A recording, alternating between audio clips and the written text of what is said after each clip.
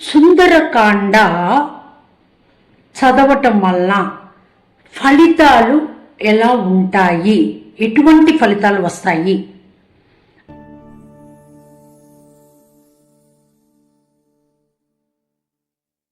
అందరికీ నమస్కారం. శ్రీ గురుభ్యో నమః. కూజంతి రామ రామేతి మధురం మధురాక్షరం ఆరుహ్య కవితా శాఖం వందే వాల్మీకి కోకిలం. సుందరకాండ చదవటం వల్ల ఫలితాలు ఎలా ఉంటాయి, ఎటువంటి ఫలితాలు వస్తాయి అని ఎట్లా చదవాలి అని అడుగుతున్నారండి.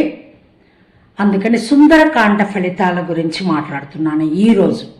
సుందరకాండ సుందరమైనది సుందరకాండ, సుందరకాండకు హనుమ నీవే అండ. సుందరకాండ చదవటం వల్ల అనేక రకాల ఉపయోగాలు ఉన్నాయండి. పిల్లలకి హనుమంతుడు ఇష్టం, హనుమంతుడికి పిల్లలంటే కూడా ఇష్టం. సుందరకాండ ఎప్పుడు చదవాలి, ఎలా చదవాలి, దానివల్ల ఉపయోగాలు ఏంటి అని అడుగుతున్న ప్రశ్నకి సమాధానంగా, సుందరకాండ చదివిన వారికి శుభకార్యాలు జరుగుతాయి. ఇంత శుభకార్యం జరగాలి అంటే సుందరకాండ చదవాలి. ఇంకొక విషయాన్ని నేను జాగ్రత్తగా మీరు చెప్తున్నాను వినండి. మానసికమైన ఒత్తిడితో, గ్రహ పీడలతో కొంతమంది బుద్ధిమాన్యంతో ఉంటారండి. అటువంటి వారి కోసం, వారు చదవలేరు కాబట్టి సుందరకాండ పారాయణం చేయవచ్చు. సుందరకాండ పారాయణం చేయటం వలన హనుమాను యొక్క ఆశీస్సులు మీకు ఉంటాయండి. గ్రహ పీడ పోవాలన్నా, బుద్ధిమాన్యం మందగించి ఉన్నా కూడా ఈ సుందరకాండను చదువుకోవచ్చు. పిల్లలు చక్కగా హనుమంతుడి బొమ్మని మెళ్ళో వేసుకొని మనకి కనిపిస్తూనే ఉంటారు. చాలా మంది చేస్తూ ఉంటారు ఆరోగ్యం కోసమని.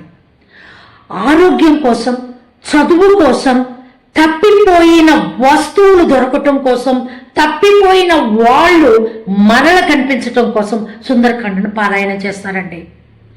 ఇదే కాదండి, భార్యాభర్తల సఖ్యత కోసం, పిల్లల అభివృద్ధి కోసం ఈ సుందరకాండను పారాయణం చేస్తారు. సంతానం ఎవరికైతే లభించదో ఆ సంతానం కోసం, ధన ప్రాప్తి కోసం, అప్పుల బాధ పోవటం కోసం ఈ సుందరకాండని పారాయణం చెయ్యవచ్చు.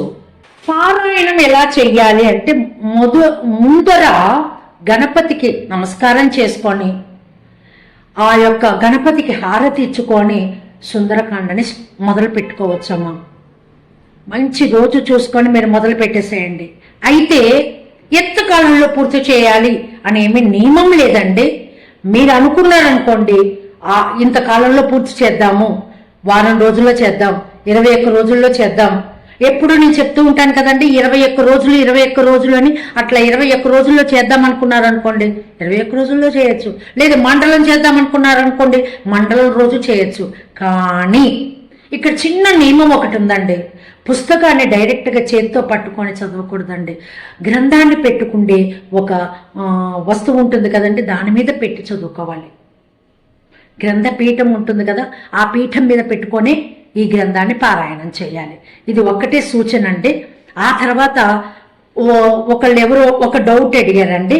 ఏమని అంటే, ఇది నేను స్టార్ట్ చేశాను, కొంతవరకు చదివాను, ఒక పేజీ మొదలు పెడుతూ ఉన్నాను, మధ్యలోకి వచ్చేప్పటికి నేను ఏదో కారణం వల్ల గ్యాప్ వచ్చింది అంటే మరలా ఆ పేజీ దగ్గర నుంచే మీరు కంటిన్యూ చేసుకోవచ్చు. చక్కగా సుందరకాండ చదవండి, ఆయన్ని ధ్యానం చేసుకోండి. సుందరకాండకి అంట హనుమంతుడు.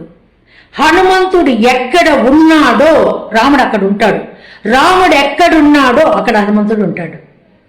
అర్థమైందమ్మా? ఓం శ్రీ ఆంజనేయాయ నమః. స్వస్తి. సర్వే జనా సుఖినో భవంతు. స్వస్తి.